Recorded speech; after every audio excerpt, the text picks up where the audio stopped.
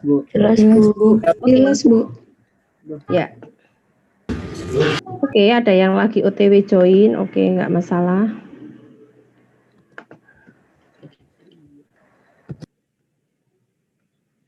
Sebentar.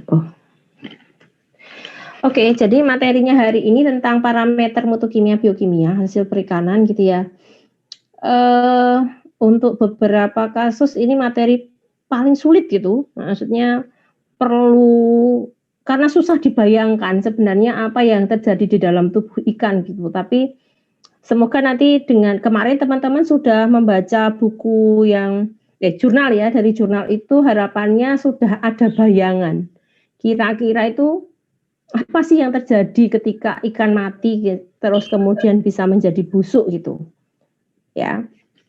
Jadi di sini perubahan mutu ikan ya, itu bisa terjadi ketika ikan segar masih hidup gitu ya, kemudian ikan mengalami kematian gitu, lambat laun, kemarin sudah kita bahas, dia akan mengalami pembusukan gitu ya.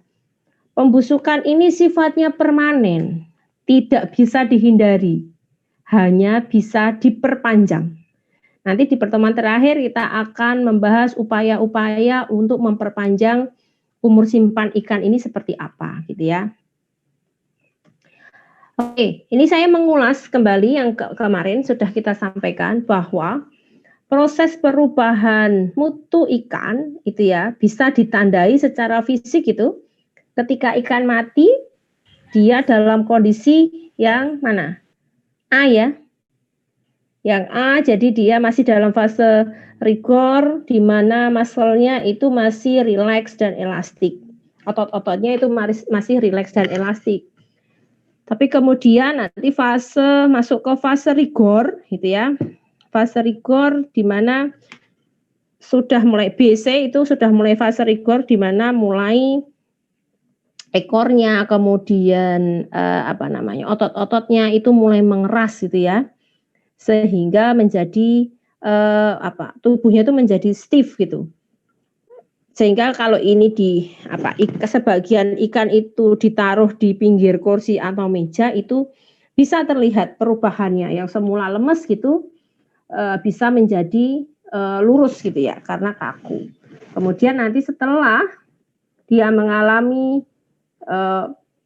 fase rigor ini berjalan terus-menerus itu nanti dia akan balik lagi menjadi lemes lagi gitu. Tetapi kondisi lemesnya di pre-rigor dan post-rigor itu disebabkan karena hal yang berbeda.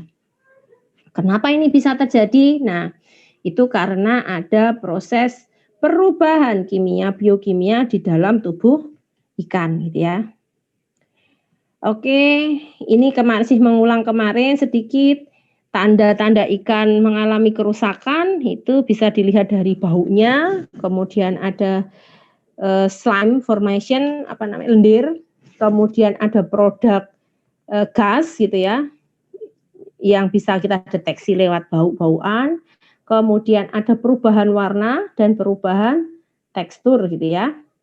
Nah, perubahan-perubahan ini yang disebutkan tadi itu merupakan kombinasi dari kinerja mikrobiologis, kemudian kimia, dan biokimia atau autolisis.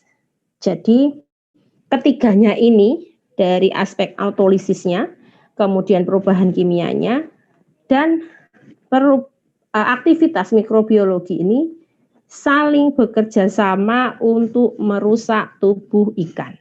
Sebenarnya proses ini tuh bisa terjadi pada semua makhluk hidup.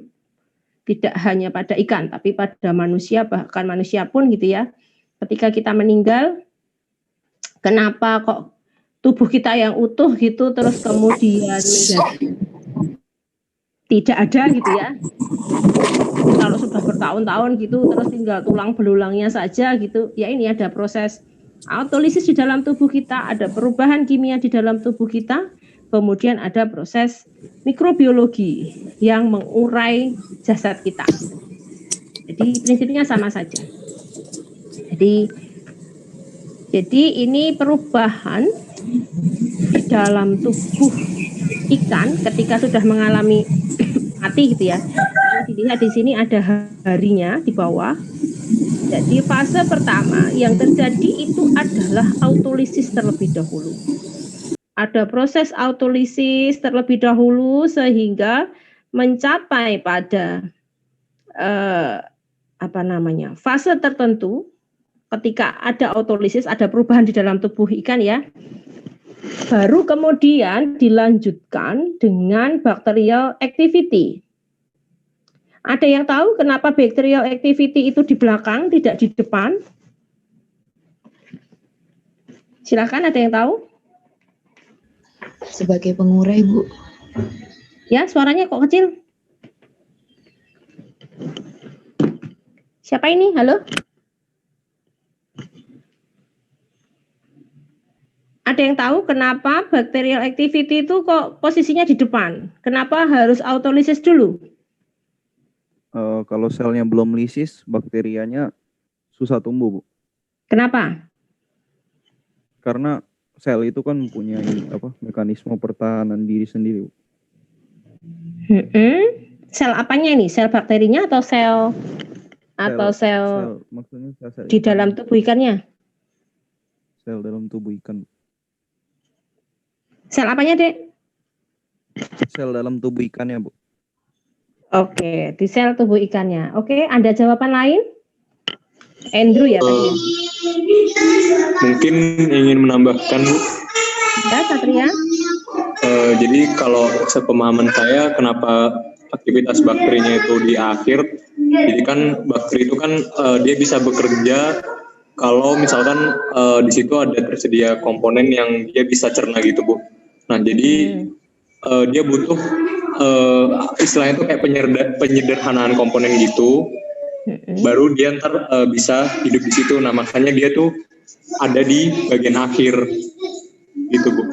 Oke. Jadi dia butuh komponen yang lebih sederhana. Oke. Betul jawabannya, Satria. Jadi bakteri itu bisa tumbuh itu ya, itu memerlukan substrat. Di dalam tubuh ikan yang hidup atau baru saja mati, itu tersedia substratnya, tetapi dalam bentuk kompleks, sehingga tidak bisa dimanfaatkan langsung oleh bakteri. Perlu ada proses degradasi terlebih dahulu, gitu ya. Nah, dengan adanya proses autolisis itu, maka substrat yang dibutuhkan untuk pertumbuhan bakteri itu tersedia dalam bentuk yang lebih sederhana yang siap digunakan oleh bakteri gitu ya. Itu kenapa sebabnya autolisis berjalan terlebih dahulu, setelah itu ada makanan nih gitu ya, bakterinya baru menyerang gitu ya. Oke. Sudah mulai bisa dipahami ya ini ya. Oke, kemudian sebentar kok nggak mau next. Oh nih, nah ini kemarin sempat saya singgung dan ini tuh sebenarnya inti dari perkuliahan kita ini. Saya ulangi sekali lagi ya untuk di sini. Begitu ikan mati, ya, begitu ikan mati, aliran darah itu terhenti, ya kan? Aliran darah itu terhenti sehingga di sini fagositnya ini juga berhenti. Ya, proses untuk pertahanan diri ya karena di dalam tubuh ikan itu juga berhenti. Karena proses pertahanan tubuh ikan ini berhenti, ini sangat memudahkan untuk nanti terjadi protein, pemecahan protein gitu ya. Oke, balik lagi ke sini dulu. Ketika aliran darah terhenti, maka suplai oksigen di dalam tubuh ikan itu juga akan terhenti. Ya, karena oksigen terhenti, maka potensial oksidasi reduksi di dalam cairan ekstraseluler ikan itu juga akan terhenti. Ya, jadi kan ada pertukaran ion-ion nih di dalam tubuh kita sehingga ini bayangannya sama tubuh manusia dulu ya. Di dalam tubuh manusia itu ada oksidasi. Makanya cairan, kenapa darah itu harus terus mengalir gitu ya. Karena di situ nanti akan ada reaksi oksidasi reduksi, pertukaran ion di situ, sehingga tetap kita bisa dapat melangsungkan fungsi hidup. Demikian juga di ikan. Nah, karena kejadiannya seperti ini, ya kan, oksigen berhenti, gitu ya, maka respirasinya di sini dari glikogen itu tidak akan menghasilkan CO2, ya. Efeknya dari ini nanti kita akan bahas bersama-sama. Ada perubahan di sini. ATP itu biasanya kan diubah menjadi energi, ya kan, sehingga menghasilkan nanti CO2 gitu ya. Kita bernafas, digunakan untuk bernafas itu. Tetapi karena tidak adanya oksigen di sini, maka nanti akan terjadi degradasi ATP ini, ya. Demikian juga di sini.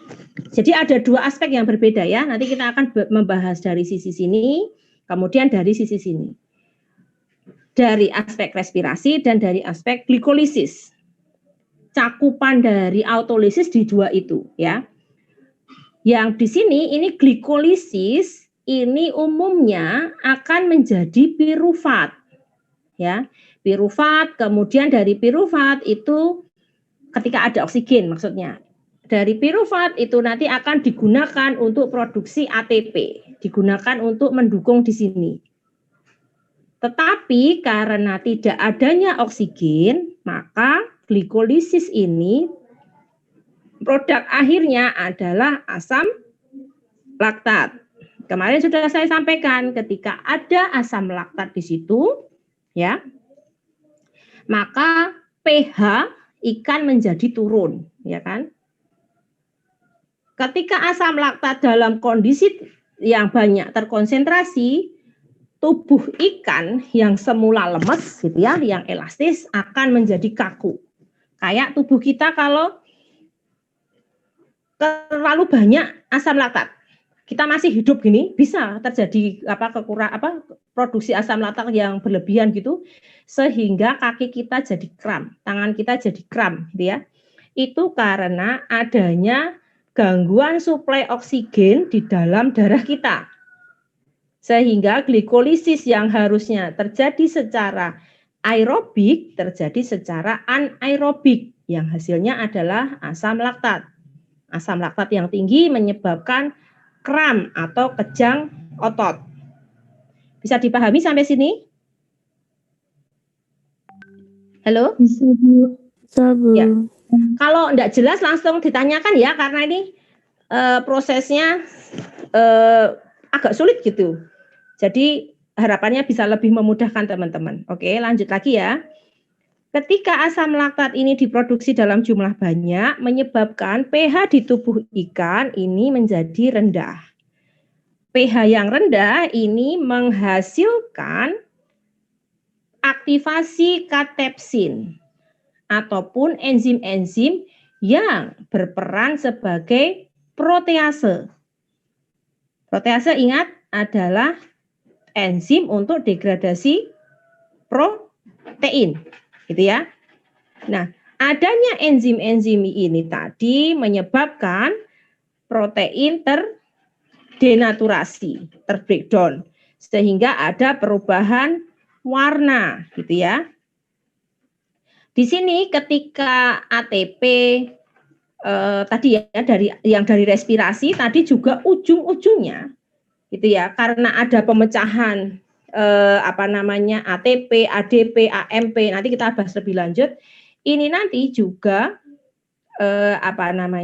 berpengaruh pada proses denaturasi protein.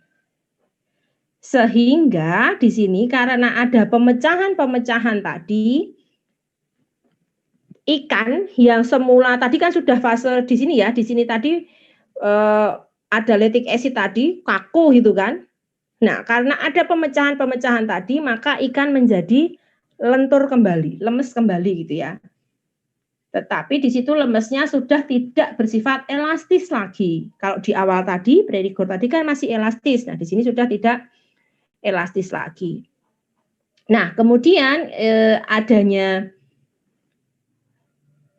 pemecahan-pemecahan tadi ada perubahan warna, kemudian bisa digunakan untuk pertumbuhan bakteri, kemudian di sini ada akumulasi senyawa-senyawa volatil, gitu ya, senyawa-senyawa volatil di sini, gitu. Oke, bisa dipahami ini? Kalau Anda sudah paham aliran ini, sudah Anda lulus di kimia biokimia. Intinya di sini. Bisa dipahami? Bisa, Bu. Ya. Bisa, Bu. Kalau ada yang kesulitan segera bertanya sebelum masuk ke selanjutnya. Mau bertanya, Bu. Ya, silakan. Tadi kan kalau nggak salah di slide sebelumnya yang jadi indikator rigor mortis itu bukan, Bu, yang awal-awal tadi yang ikannya tegang. Nah, yang jadi indikator rigor mortis itu kan badannya jadi kaku. Kok yang alur tadi, yang bagian alur tadi, kok nggak ada hubungannya, Bu, yang lactic acidnya sama onset of rigor mortis? Dia malah hubungannya ke pH. Iya, oke. Jadi gini, untuk proses kekakuan gitu ya. Kekakuan itu nanti saya tunjukkan di bawah ya. Bisa dipengaruhi oleh asam laktatnya itu, dan juga ada lagi nanti ada ATP kreatininnya. Jadi nanti ya yang kaitannya, kalau di sini kan sudah jelas ya. Nanti di bawah itu nanti ada proses breakdown ATP, itu nanti yang juga berpengaruh pada rigor mortisnya gitu ya. Tetapi di sini yang lebih banyak berperan itu adalah lactic acidnya, karena produksinya itu jauh lebih besar. Bisa dipahami, Andrew? Oke, Bu. Oke, nanti kita detailkan lagi di bawah, oke? Kemudian ini adalah tanda-tanda gitu ya, penyebab kemunduran mutu ikan. Sebentar.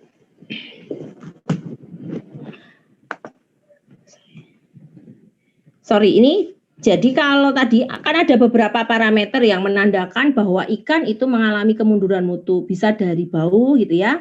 Bau itu disebabkan karena apa? Oh, karena ada aktivitas mikrobiologi, kemudian ada aktivitas oksidasi gitu ya. Kemudian ada aktivitas autolisis. Jelas, autolisis tadi bisa menghasilkan senyawa-senyawa volatil gitu ya.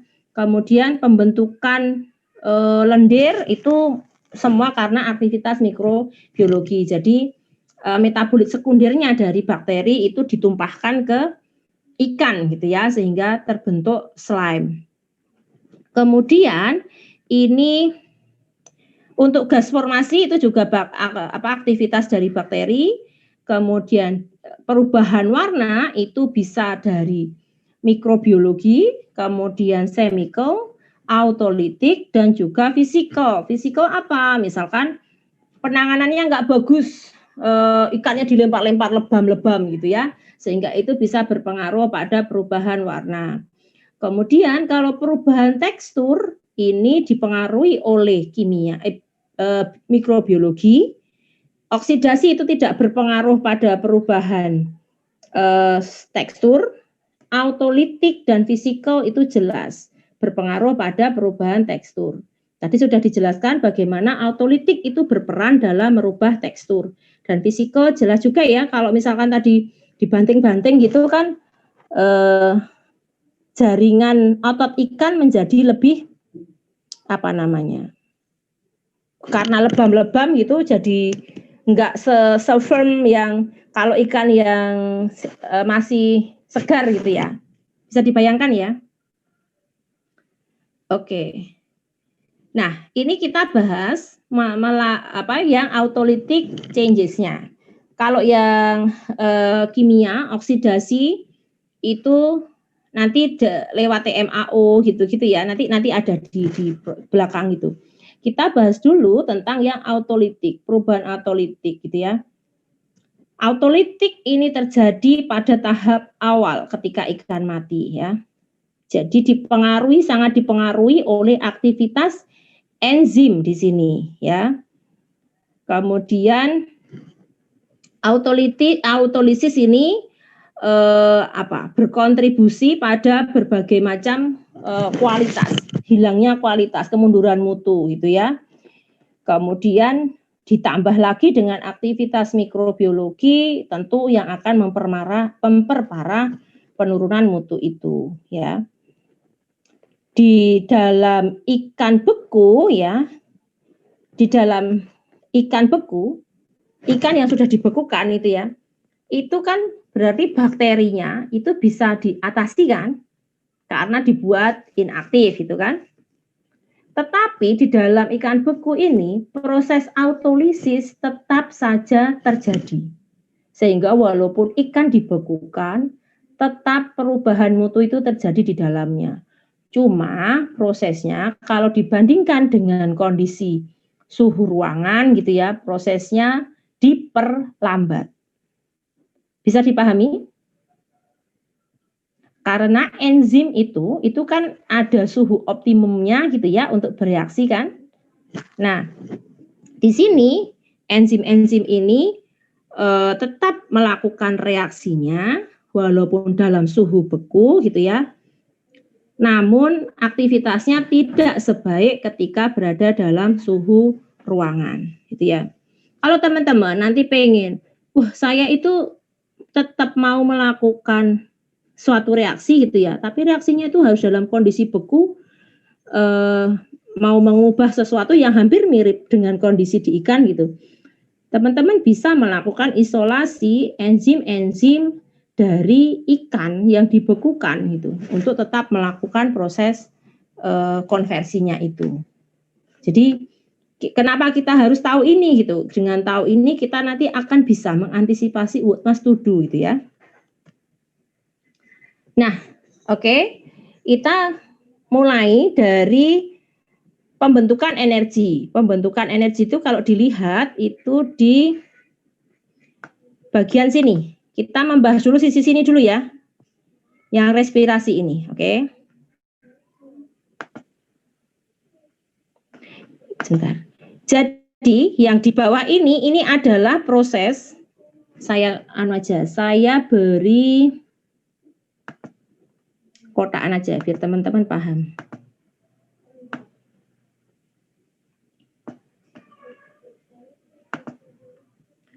No fill.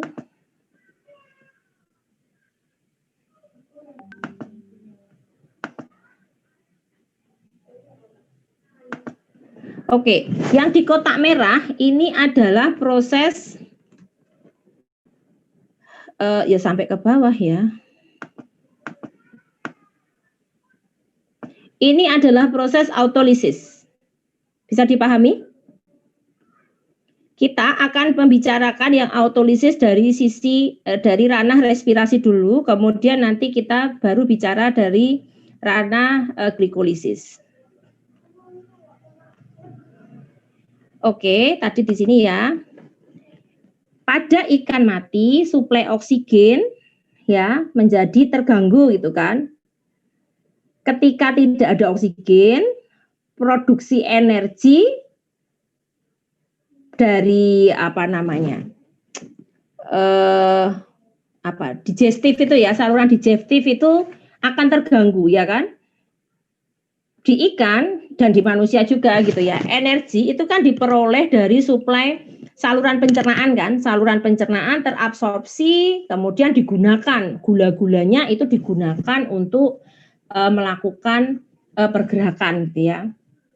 Nah, tapi karena kondisi tidak ada oksigen, maka produksi energi di sini menjadi terganggu karena adanya pemutusan suplai bahan energi dari saluran pencernaan.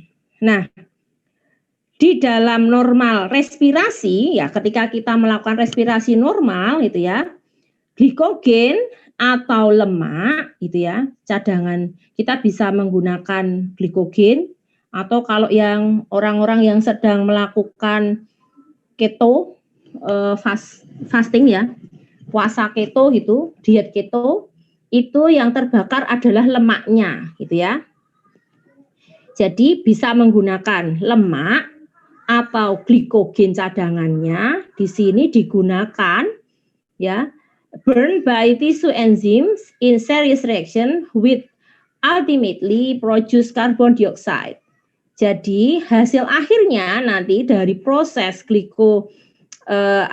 respirasi ini akan menghasilkan CO2, air, dan juga energi yang terdiri dari adenosin trifosfat, gitu ya. Setiap kita bernafas, kita ini menggunakan oksigen, ya, yang digunakan nanti untuk proses oksidasi dari glikogen atau lemak sehingga nanti dihasilkan CO2, air, dan ATP. ATP ini nanti yang digunakan untuk bergerak, gitu ya, sebagai energi. Nah, ini sebagai gambaran gitu untuk di ikan yang teleos gitu ya. Teleos ini tipikalnya seperti ini. Jadi glikogen akan diubah menjadi glikosa sehingga dari glukosa ini akan diubah menjadi pirufat. Pirufat ini menghasilkan ATP, ya kan? Kemudian dari kreatinin fosfat ini diubah jadi kreatin, dari ADP menjadi jadi ATP, gitu ya. Pirufat ini digunakan untuk respirasi, ya kan, menghasilkan CO2, kemudian asetil koenzim A masuk ke dalam TCA cycle menghasilkan ATP. Proses respirasinya kurang lebih seperti ini, gitu ya. Jadi saling terkait. Masih ingat ini pelajaran SMA ya harusnya ya? Ya enggak sih? Agak jelimet di sini ya. Intinya di sini gini. Jadi ketika dalam kondisi normal, ini ya, dalam kondisi normal ini semua akan menghasilkan ATP. Nah, khususnya untuk respirasi di sini, ya kan, glikogen tadi ini akan dirubah menjadi pirufat gitu ya melalui rangkaian ini sehingga dihasilkan CO2 dan juga ATP dan juga ada air di sini yang tidak ditulis di sini. Nah, tapi nanti ada kemungkinan pirufat ini diubah menjadi laktat dengan kondisi khusus. Bisa dipahami sampai sini? Halo? Bisa ya? Oke. Nah, dalam kondisi ikan mati tadi ya, pirufat itu kan harusnya tadi masuk ke asetil koenzim A, ya kan? Dia pirufat menghasilkan CO2 dulu, kemudian masuk ke asetil koenzim A, baru nanti masuk dalam siklus ATC, baru nanti menghasilkan ATP, gitu ya. Proses itu terjadi di dalam mitokondria. Tetapi ketika ikan mati, ini tidak terjadi. Pirufat tidak akan dibawa masuk ke dalam mitokondria, tetapi dia akan diproses di dalam sitosol, di luar mitokondria, ya. Kemudian diubah menjadi laktat di situ. Sehingga laktatnya kan banyak di sini gitu ya, di dalam sel-sel, tidak di dalam mitokondria gitu, sehingga bisa menyebabkan kram atau kejang otot itu, ini kan sel-sel otot ya, menyebabkan kejang otot. Oke. Nah, ini sebenarnya ada video yang menarik sih yang bisa menggambarkan itu. Sebentar, saya share screen.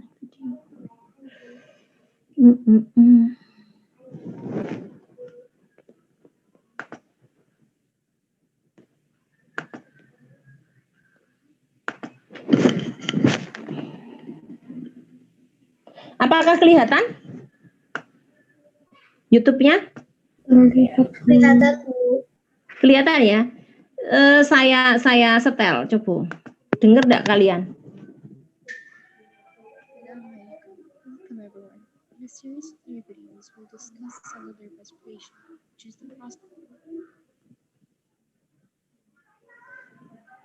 that our bodies use to produce energy in the form of ATP in 3 main stages. In this video, we'll be talking about before we begin, we need to understand the 2 types of metabolism, anabolism and catabolism. Anabolism is the type Kecil Bu suaranya. Halo, bisa dengar suaranya? Kecil Bu suaranya. Nggak ada suaranya. Kecil. Ini berarti saya escape dulu aja. Stop share dulu ya. Saya lihat. Ya.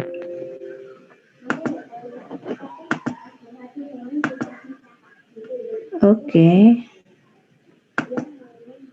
While catabolism Bisa dengar? breaks down organic matter and usually Bisa dengar? Bisa, Bu. Oke. Harvests energy. For example, cellular respiration. So, what happens in glycolysis? Our cells break down sugar, known as glucose, which is a 6. Oke, ini diawali dengan teman-teman harus mengingat kembali apa itu anabolisme dan katabolisme, ya toh? Masih ingat? Anabolisme adalah membangun ya, intinya membangun di situ. Kalau katabolisme memecah, ya kan? Nah, dalam kondisi ikan mati nanti akan lebih banyak proses pemecahan katabolisme gitu ya. Sehingga ketika ini dipecah itu harusnya ada menghasilkan ATP energi gitu kan. Kalau dalam membangun diperlukan energi. Itu dulu ya yang harus dipahami ya. Kalau dalam cellular respiration ya, ini terjadi dalam cellular respirasi di dalam sel. Oke? What happens in glycolysis? Our cells break down sugar, known as glucose, which is a 6-carbon molecule, into a 3-carbon energy-rich molecule that is called pyruvate or pyruvic acid. This process happens every day in all of our cells' cytoplasm, while the other 2 stages of cellular respiration, as we'll see in future videos, take place in the cell's mitochondria. So, cells without mitochondria, such as red blood cells, rely solely on glycolysis to produce energy. Glycolysis can be aerobic, requiring oxygen to follow up with the next stages of cellular respiration, or anaerobic, occurring without the participation of oxygen. Anaerobic glycolysis happen in cells that lack mitochondria and in oxygen-deprived cells.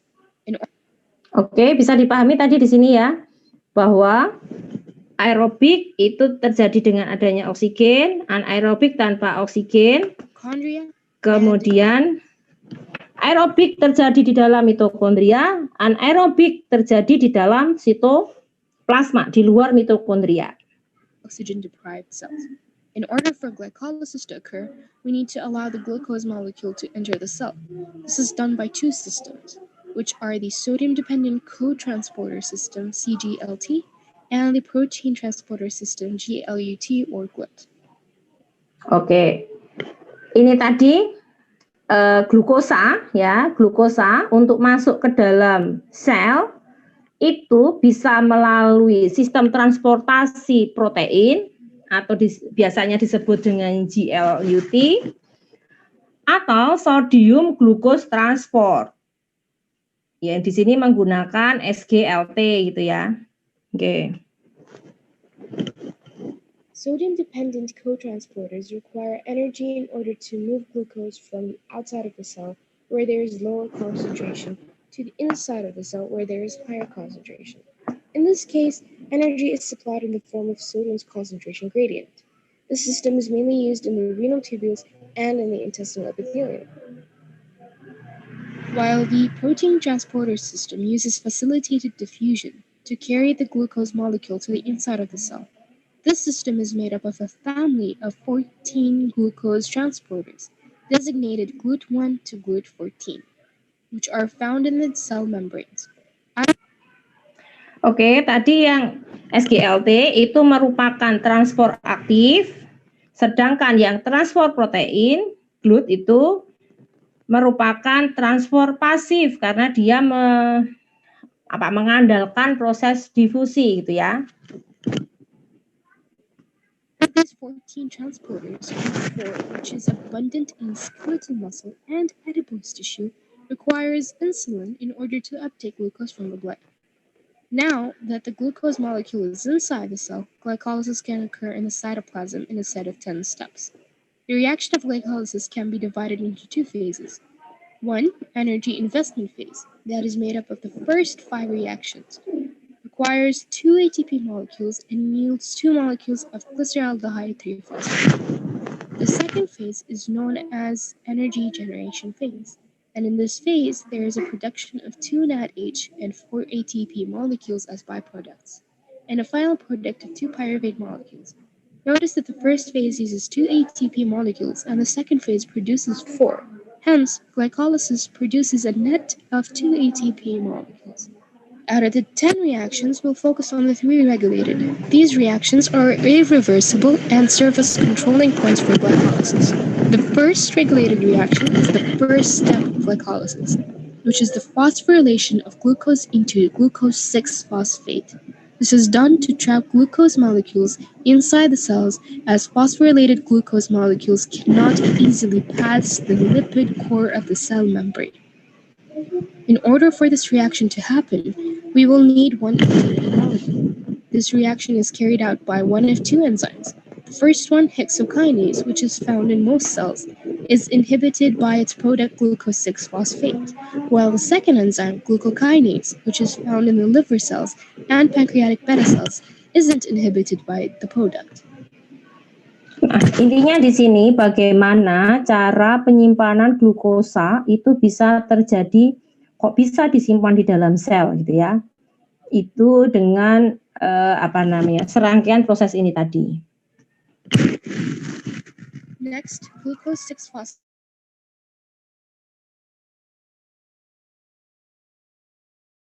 is converted into fructose isomerase. After that comes the second regulated reaction, which is the third step. In this reaction, fructose 6-phosphate is phosphorylated into fructose 1,6-bisphosphate by the enzyme phosphofructokinase 1. This is the most important controlling point in glycolysis because it can be regulated by 4 different molecules. It is activated by high levels of AMP, which is an indicator of decreased energy levels in the cells. It is also activated by a molecule called fructose 2,6-bisphosphate, which is similar to fructose 1,6-bisphosphate, with a difference in one of the phosphate group's location. This molecule is the most potent regulator of phosphofructokinase 1, and it's made by a reaction catalyzed by an enzyme called phosphofructokinase 2. Phosphofructokinase 1 can be inhibited in 2 ways. The first is when the levels of ATP are increased, which is an indicator of increased energy levels in the cells.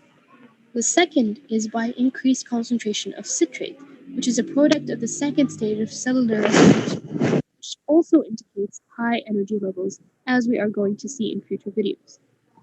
The fourth step is catalyzed by the enzyme fructose bisphosphate aldolase, which cleaves fructose 1,6-bisphosphate into dihydroxyacetone phosphate and glyceraldehyde phosphate. These 2 products are interconverted, and in order to continue in the glycolytic pathway, dihydroxyacetone phosphate must be converted into glyceraldehyde phosphate, which means we'll have 2 molecules of glyceraldehyde phosphate. Thus, keep in mind that every reaction after this step will occur twice. The next step involves the oxidation of glyceraldehyde phosphate and reduction of NAD positive into NADH, producing 2 NADH molecules and 2 molecules of 1,3-bisphosphoglycerate. Each 1,3-bisphosphoglycerate molecule is then dephosphorylated, yielding an ATP molecule and a 3-phosphoglycerate molecule. Afterwards, each molecule of 3-phosphoglycerate will be converted into a 2-phosphoglycerate molecule by changing the position of the phosphate group. Next, we'll make a phosphoenol pyruvate, an energy-rich molecule by removal of the water molecule. Finally, phosphoenol pyruvate will undergo dephosphorylation, deleting its phosphate group to ATP, producing a molecule of ATP. After the removal of the phosphate group, phosphoenol pyruvate will be converted into pyruvate. This reaction is catalyzed by the enzyme pyruvate kinase. This reaction is the third regulated step of glycolysis.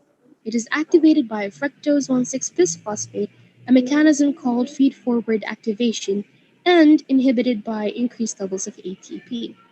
Now that we know the three control points of glycolysis, let's take a look at their hormonal regulation. All of the three steps are activated by insulin, a hormone that indicates a well-fed state, and inhibited by glucagon, that indicates a fasting state. At the end of glycolysis, pyruvate has three fates. Oke, itu tadi yang serangkaian panjang banget tadi. Itu intinya menerangkan bagaimana perubahan glukosa sampai menjadi pirufat.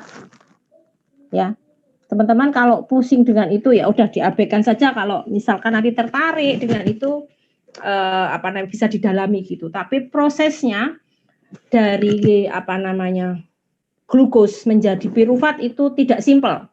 Di situ banyak terjadi dibutuhkan reaksi-reaksi anabolisme ya dan katabolisme di situ, sehingga ada yang membutuhkan energi, ada yang menghasilkan energi di dalam perubahan dari glukosa menjadi pirufat. Oke. Nah, kemudian kalau sudah jadi pirufat, nasibnya si pirufat ini jadi apa gitu ya. Oke, kita lihat. In the presence of oxygen in mitochondria, pyruvate is oxidatively decarboxylated, which means it has lost a carbon molecule in an oxyreduction reaction. This reaction is catalyzed by three enzymes known collectively as pyruvate dehydrogenase complex, yielding acetyl-CoA as a final product. Acetyl-CoA is the major fuel of Krebs cycle, as we'll see in a future video. 2. In the absence of oxygen, like skeletal muscle cells during strenuous exercise, or in the absence of mitochondria, like red blood cells, pyruvate is converted into lactate in a reaction catalyzed by the enzyme lactate dehydrogenase. This reaction is important in order for glycolysis to happen because it requires NAD positive. This reaction supplies the cells with NAD positive as a byproduct, and lactic acid as a final product. Oke, di sini ini ya, ketika tidak adanya oksigen, ya, maka tidak tersedianya darah, oksigen di darah gitu ya dalam mitokondria. Kemudian ini juga bisa terjadi ketika kita melakukan pekerjaan yang terlalu berat gitu, olahraga ya berat misalkan gitu, itu bisa menyebabkan suplai oksigen itu tidak cepat gitu ya. Sehingga nanti pirufat di yang awal tadi, pirufat itu kan masuk dalam siklus Krebs gitu kan berikutnya. Tetapi dalam kondisi tidak ada oksigen, maka pirufat dengan bantuan laktat dehidrogenase akan dirubah menjadi laktat. Oke. 3. In yeast and some bacteria, pyruvate is converted into ethanol in an alcohol fermentation reaction. This is an dan yang pada kondisi di tubuh yeast atau beberapa jenis bakteria, pirufat ini bisa dirubah menjadi metabolit sekunder berupa etanol gitu ya. Jadi memang ada beberapa yang memproduksi gitu ya etanol dari menggunakan yeast atau jenis bakteria gitu ya. Tapi kita tidak membahas tentang pirufat yang ketiga ini. Anaerobic reaction and produces carbon dioxide as a byproduct. So, in this video we talked about glycolysis, the first stage of cellular respiration. We discussed the different transport systems by which glucose enters the cell. We saw the reactions that glycolysis consists of and how they are regulated. And finally, the fates of pyruvate at the end of glycolysis. Thank you for watching. We hope it helped you understand glycolysis better. Make sure to subscribe to our channel, like this video, and leave a feedback or question. Oke, video tadi memperjelas apa memperkeruh? Gimana? Intinya di situ yang ingin kita sampaikan itu bagaimana sih glikolisis itu terjadi baik dalam kondisi ini ya, aerob dan anaerob. Ya. Oke. Nah, yang berikutnya, jadi tadi kan sebentar, ini tadi di video itu diterangkan bahwa ketika pirufat itu berubah menjadi asetil koenzim gitu ya. Piruvat menjadi ini ya, piruvat diubah menjadi asetil koenzim, ini terjadi reaksi kimia. Ya, terjadi reaksi kimia. Di situ ada proses oksidasi dan reduksi gitu ya. Kemudian yang ini. Nah, di tubuh ikan itu juga bisa terjadi kehilangan air. Ya. Air, kenapa kok bisa terjadi kehilangan air gitu ya? Kita lihat di sini prosesnya. Ketika terjadi glikolisis secara anaerobik akan dihasilkan laktat, gitu ya. pH-nya menurun, ya kan? Kemudian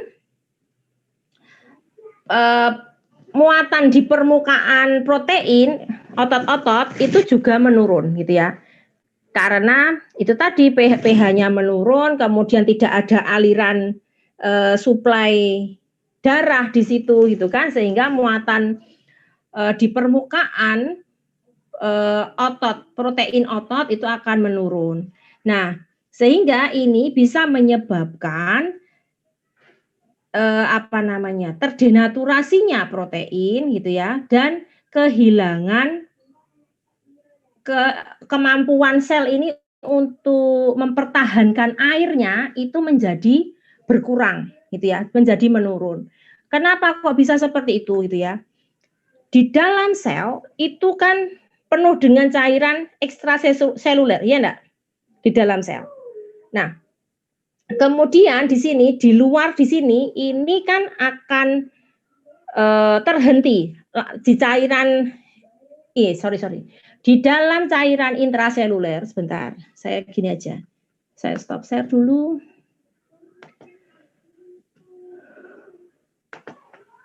Oke, ini sel, ini intra, ya, ini ekstra. Ekstraseluler, intraseluler. Di dalam sel itu ya, ketika tadi suplai oksigen berhenti, suplai darah kan berhenti, ya enggak? Di dalam, harusnya di sini ketika ada suplai darah terus menerus gitu, akan terjadi keseimbangan antara di luar sini dengan di luar sini cairannya. Tetapi begitu cairan darah di sini berhenti gitu ya, air di dalam sel ini itu kan menjadi lebih banyak gitu kan. Sedang di sini tidak ada aliran, sehingga di sini itu menjadi lebih kental di dalam ekstraseluler. Hukumnya itu ya, sunatullahnya gitu, air itu akan masuk dari yang mana? Karena di sini jadi kayak proses osmosis. Pernah teman-teman mempelajari proses osmosis di sini? Kecapnya di dalam, airnya di luar gitu. Lama-lama nanti kecapnya bisa masuk ke dalam semua membran sel gitu ya. Sama itu juga gini. Karena di luar ini lebih kental, lebih viskus gitu ya, maka air di dalam sel ini nanti akan keluar. Terjadi proses osmosis. Itu sebabnya kenapa pada proses kemunduran mutu ikan kok terjadi drip loss. Bisa dipahami? Bisa. Oke. Tidak susah ya. Jadi ini hubungan antara muscle, kekuatan gitu ya, toughness-nya, kemudian pH ini ya. Dengan adanya pH tadi ya, pH yang rendah, sebentar saya harus ini lagi. Sorry, ini tadi. Oke, yang ini tadi kan, dengan adanya pH tadi, ini sebenarnya kalau pH-nya tidak turun, ini proses osmosis ini tidak akan berjalan, tidak akan mudah gitu. Tidak akan mudah terjadi. Tetapi dengan adanya pH yang turun gitu ya, permukaan sel ini menjadi melemah.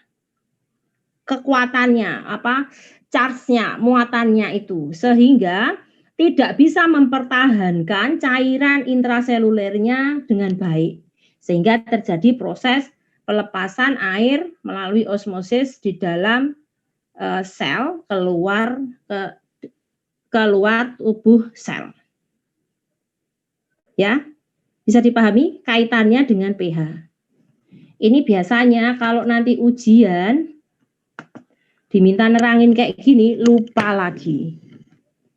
Ujian skripsi maksudnya, kalau ujian besok kan masih inget ya. Ujian skripsi diminta, coba kemunduran mutu itu kaitannya dengan kadar air apa gitu. Udah lupa semua. Harapannya nanti teman-teman nggak lupa ya. Oke, terus kemudian kita lanjut lagi. Oke, ini tadi kaitannya air. Sebentar, saya ini kopas di sini dulu. Oke. Ini nanti kan di sini ya, ada proses oksidasi reduksi tadi, kemudian glikolisisnya menyebabkan pH itu seperti apa, turunnya pH, terus kemudian ada respirasi di sini yang dipengaruhi. Kemudian sekarang kita akan berbicara tentang ternyata dengan pH turun itu menyebabkan tadi air itu menjadi mudah dilepas gitu ya. Kemudian yang berikutnya autolisis dan nukleotida katabolisme. ATP itu tidak hanya menjadi sumber energi ya, tapi dibutuhkan untuk kontraksi otot. Nah, ini tadi pertanyaannya siapa tadi ya? Andrew tadi ya.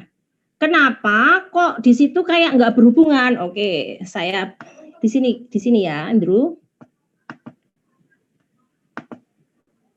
Nah, ini tadi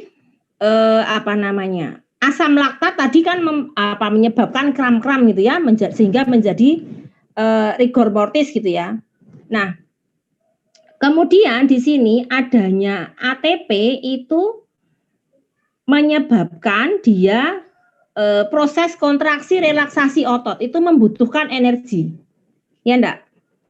Nah, sehingga dengan adanya gangguan produksi ini gitu, ini akan menyebabkan ini onset of rigor mortis ini terjadi di permulaan ya, di permulaan proses rigor mortis gitu.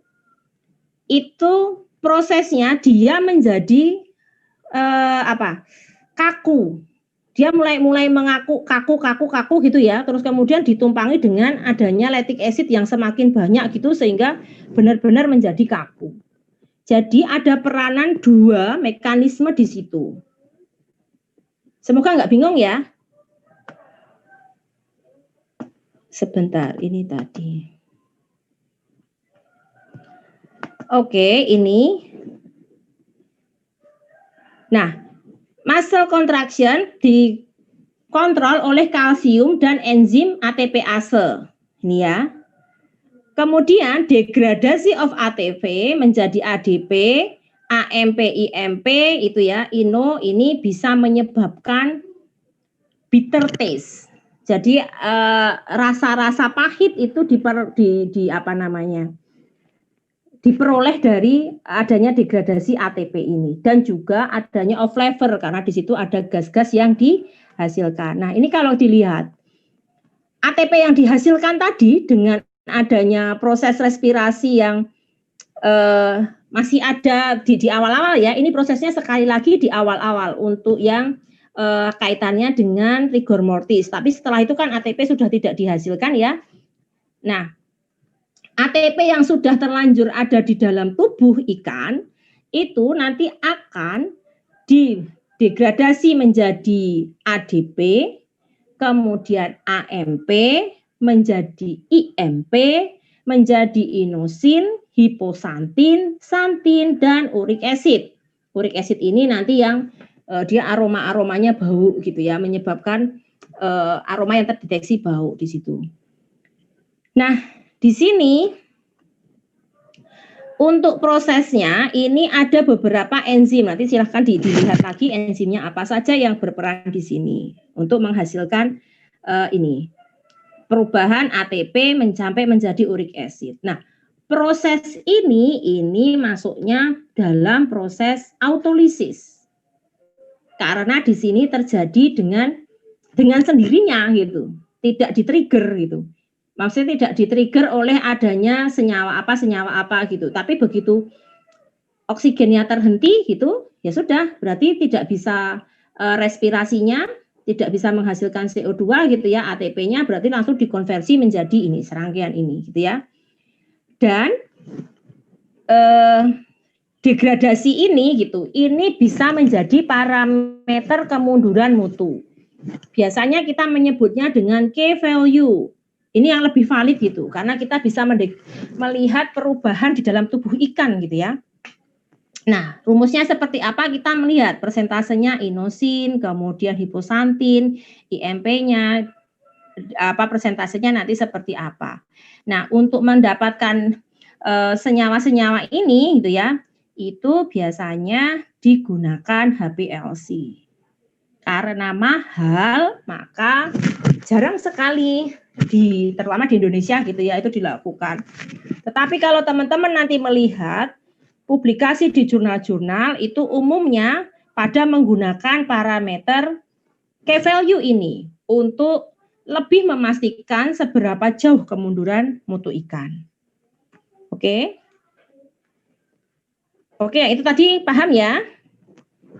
Oke, kemudian ini perubahan autolitik. Sebenarnya ini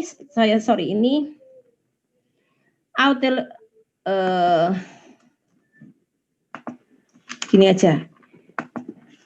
Sebenarnya ini tidak hanya terjadi pada proses pembekuan gitu. Tetapi ketika terjadi pembekuan, proses ini yang menguasai. Proses kimia ini yang menguasai. Karena proses yang lainnya kan sudah dihentikan, ya kan? Nah, tetapi proses ini juga terjadi baik dalam kondisi beku dan tidak beku. Sekali lagi, ketika dalam kondisi beku, proses ini yang menguasai. Jadi breakdown TMAO menjadi TMA, menjadi DMA gitu ya. Dan juga menjadi FA. Ini reaksinya seperti ini gitu ya. TMAO ini mengalami autolisis menjadi DMA, kemudian kalau dengan TMAO ini ada mikroba yang di situ menghasilkan enzim gitu ya, juga bisa dirubah menjadi TMA ataupun menjadi ini bacanya gini, kalau terjadi autolisis maka dirubah menjadi DMA dan FA, formaldehid. Tetapi kalau di situ ada peranan mikrobiologis gitu ya, maka TMA ini akan diubah menjadi TMAO. Jadi ada oksidasi di situ sehingga TMAO-nya jadi hilang menjadi TMA saja. Oke? Adanya formaldehid ini menginduksi cross-linking protein. Ya. Bayangannya gini, telur itu ketika dipanaskan ada denaturasi gitu ya. Nah, sama formaldehid itu di dalam tubuh ikan kalau sampai terbentuk formaldehid, maka protein-protein ini akan mengalami denaturasi dengan cara dia cross-linking. Jadi memadat gitu, saling memadat gitu sehingga karena dia memadat, maka airnya itu akan keluar dari dalam sel. Itu sebabnya kenapa kok terjadi perubahan tekstur di dalam tubuh ikan. Oke. Nah, kalau diringkas kurang lebih kayak gini. Sebenarnya autolitik itu apa saja sih yang terjadi dalam tubuh ikan gitu ya? Ada proses perubahan glikogen gitu ya. Perubahan glikogen diinisiasi oleh glikolitik enzim. Perubahannya menghasilkan produk lactic acid, pH isodrop, kemudian kehilangan water holding capacity-nya. Ini di temperatur yang tinggi, ini akan menyebabkan gapping, pemisahan sel-sel otot-ototnya gitu ya, itu jadi gaping gitu. Nanti silahkan dicari gaping bentuknya seperti apa gitu. Kemudian yang kedua, di sini ada substrat ATP, ADP, IMP itu ya, dengan bantuan enzimatis ini bisa menyebabkan kehilangan kesegaran ikan dan juga ada bitterness gitu ya. Ada timbul rasa pahit di situ. Kemudian protein dan peptida di sini ada katepsin yang akan melunakkan jaringan gitu ya. Kemudian ini ada protein peptida lagi di autolisis oleh kemotripsin, tripsin, karboksil peptidase gitu ya, sehingga menyebabkan autolisis di kalau yang tiga ini kemotripsin, tripsin, karbopeptidase itu di saluran pencernaan, sehingga kalau dilihat itu lama-lama ikan itu bisa langsung bursting, jebol gitu, perutnya itu ya, bellynya itu, perutnya itu mengalami meletus gitu ya. Bahasanya bursting itu apa sih? Meledak, bukan meledak ya?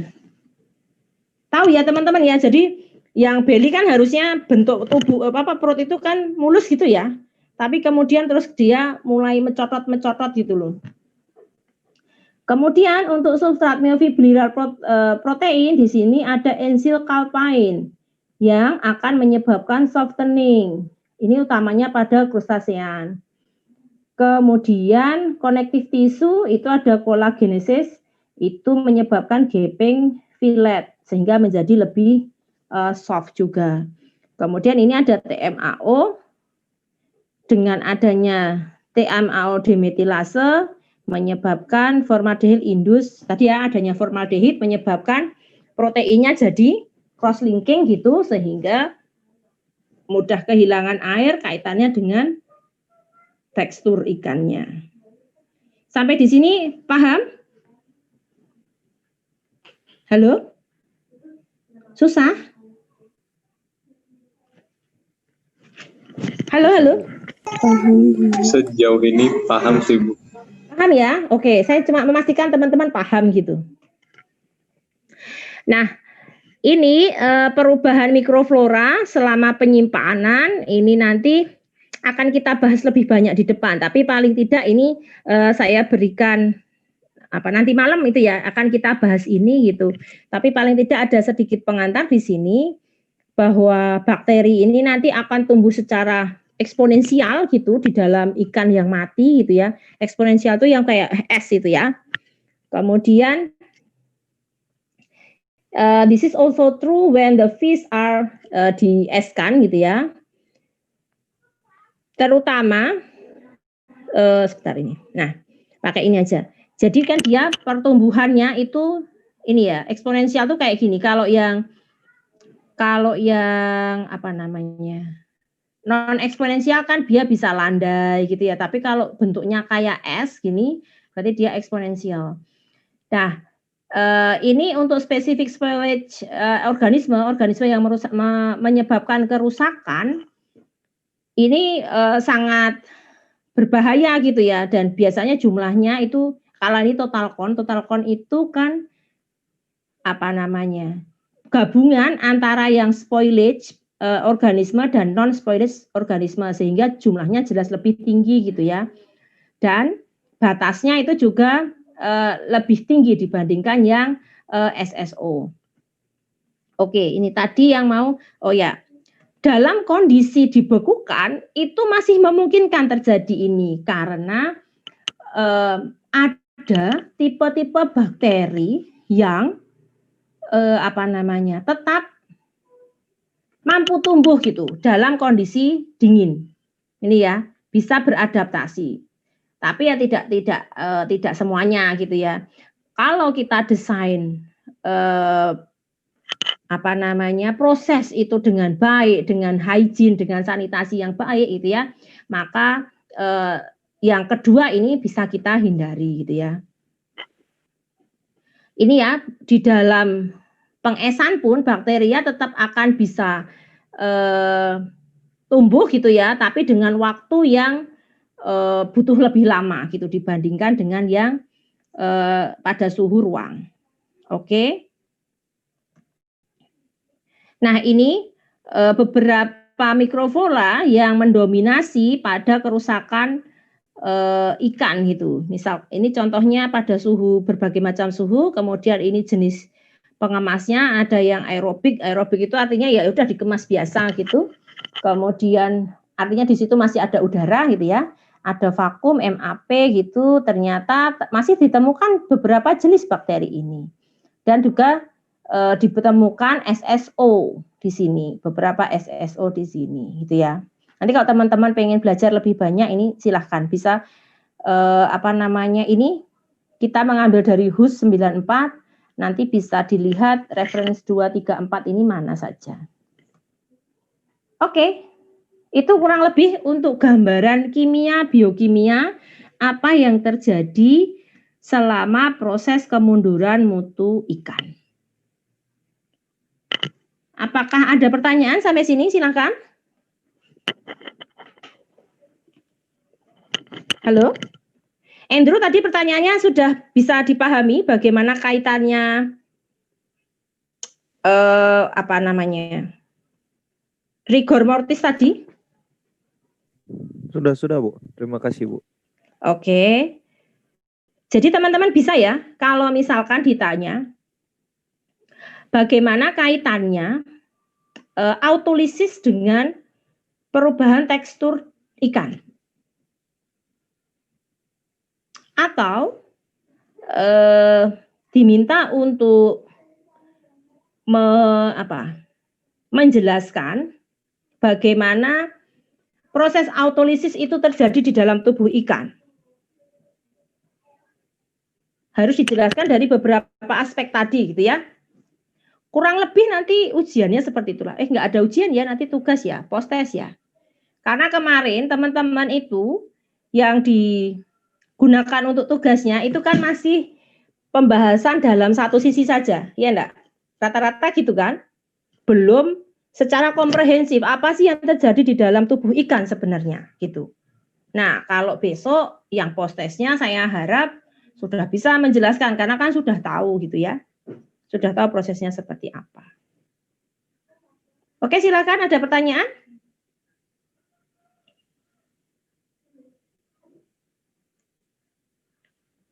Jelas, cukup jelas, atau sangat tidak jelas? Silakan bilang kalau misalkan saya sangat tidak jelas, itu juga harus menyampaikan loh ya.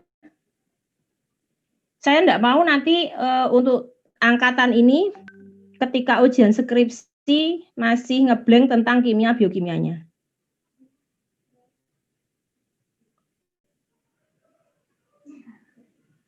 Oke, tidak ada pertanyaan?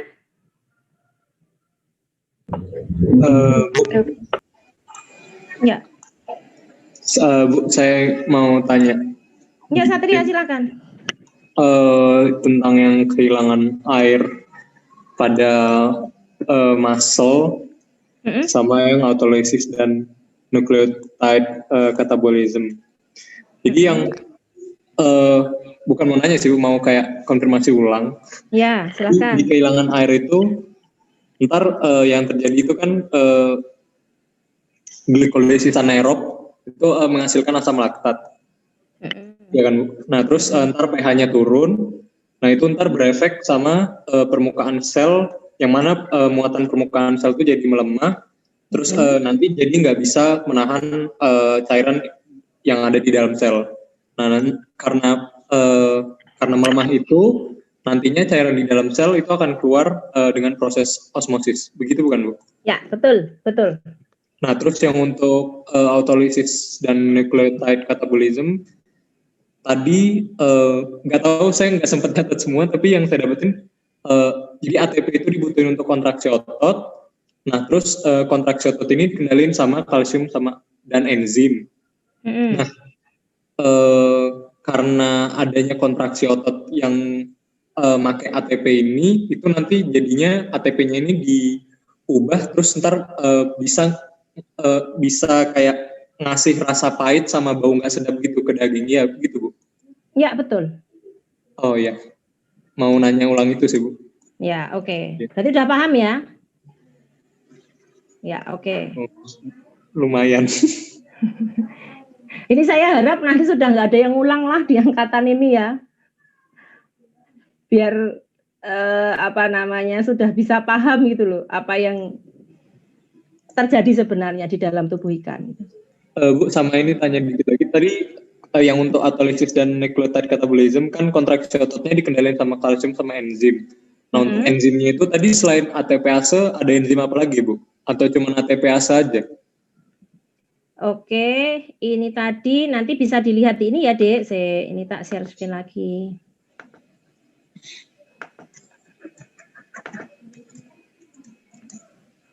Nah, ini.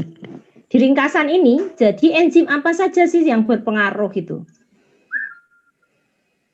Kelihatan? Kok tadi terima kasih sih.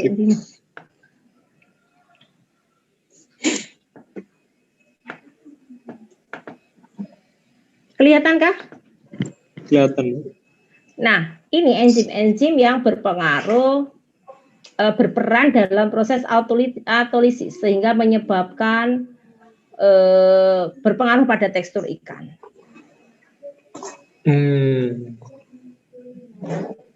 Ya? Oh iya, Bu. Ya. Oke. Oke, ada lagi pertanyaan, silakan.